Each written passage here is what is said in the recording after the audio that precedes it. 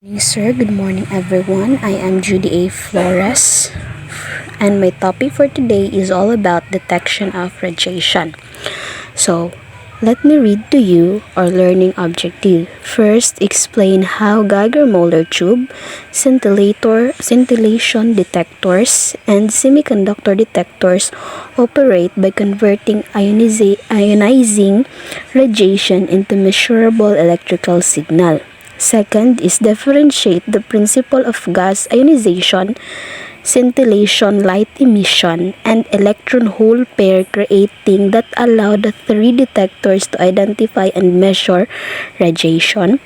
Third is evaluate the strength limitation, typically application of Geiger-Müller tube, scintillation detectors, and semiconductor detectors in detecting and analyzing radiation. So first, what is radiation detectors?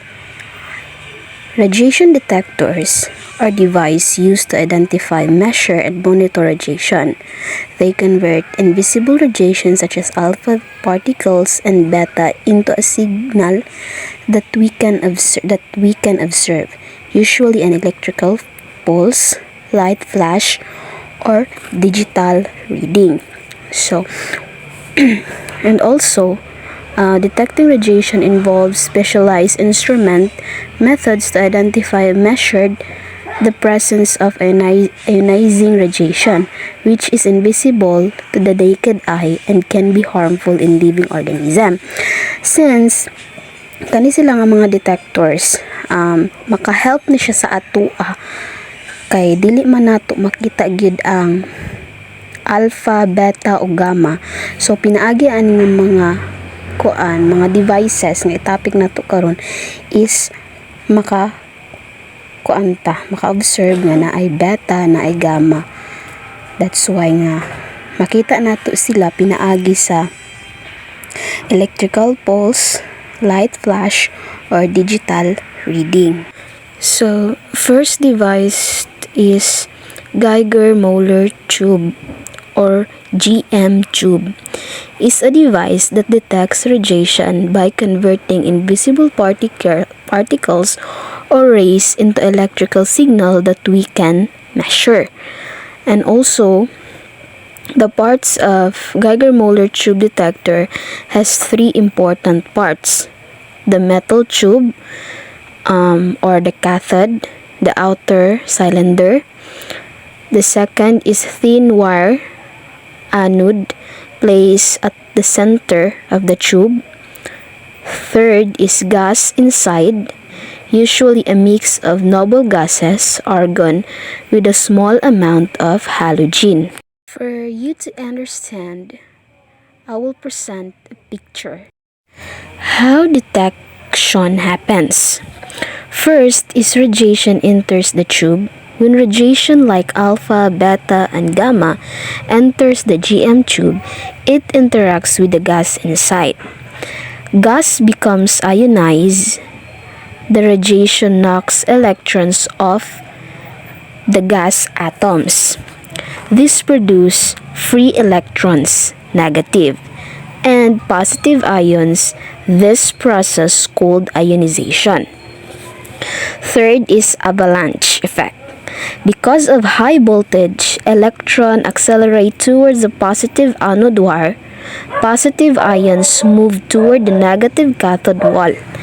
As the electron moves, they collide with other gas atoms and knock off more electrons, causing the chain reaction gas avalanche. The avalanche creates a big spike of electrical charge. Fourth is a pulse is formed and the electronic charge created from the avalanche becomes a pulse of current. This pulse is processed by the electronics of the detector. 5. The detector gives output. The device converts each pulse into a click sound, a count on the screen, like each click is equal to one radiation event detected. Second one is scintillation detectors. A scintillation detectors detects radiation by converting invisible radiation into light, and then converting that light into an electrical signals. This makes it different from Geiger-Müller tube. It's because Geiger-Müller tube relies on gas ionization. There are three main components of scintillators. First is scintillator materials. Gives off light when struck by radiation, can be solid, null, crystal, liquid, or plastic. Second is photomultiplier tube, PMT, which is converts the tiny flashes of light into an electrical signals, multiplies these signals many times. Third is electronics, counts and display the radiation levels. How it detects radiation. First is radiation enters the scintillators. Alpha, beta, gamma enters the scintillation material.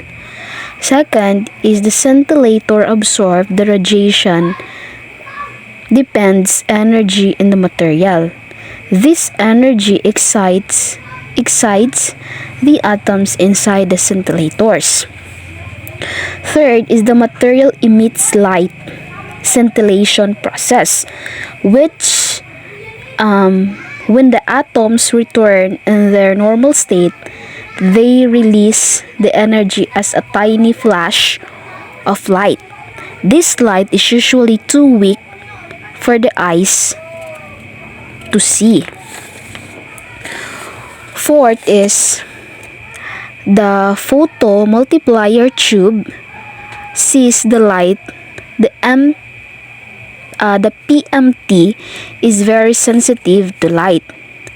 Inside the PMT, lights hit the photocathode, releasing electrons via a photoelectric effect. These electrons are accelerated to diodes, which multiply them. After many diodes, the electrons becomes a large electric pulse. Fifth, electronics process. The pulse is sent to the detector's electronics, which score each pulse count per second or minute. Measured pulse height use energy measurement display the radiation level. Third one is a semiconductor detector. A semiconductor detector detects radiation by converting it directly into electric charge inside a solid material like silicon or germanium. It works similarly on how a solar panel converts lights into electricity, but for the radiation. Semiconductors have four components. First is semiconductor material, silicon or germanium. Second is depleted region. Third is electrons to collect charge. Fourth is electronics to measure the signal. How it detects radiation. First, radiation enters the semiconductor materials.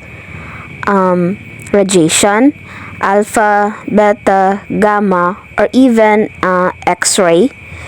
When it enters the detector and it interacts with the atom inside the semiconductors. Second is ionization happens. The radiation has enough energy to knock electrons away from their atoms in a crystal structure. It creates free electrons, negative charge, and holes, positive charge.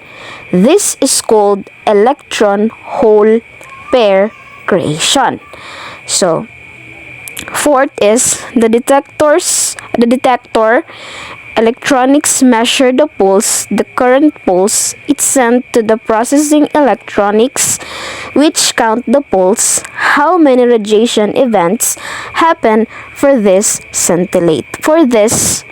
conductors.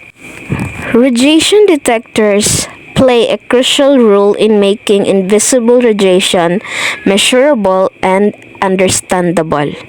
Geiger-Moller tube detects radiation through gas ionization and are useful for measuring intensity. Scintillation detectors convert radiation into light flashes, allowing both detection and energy measurement. Semiconductors detects provide the highest precision of generating electrons whole pair within a crystal. Together, these detectors demonstrate how different physical principles can be used to sense radiation, each offering unique strength and application in science. And that would be all my report. Thank you.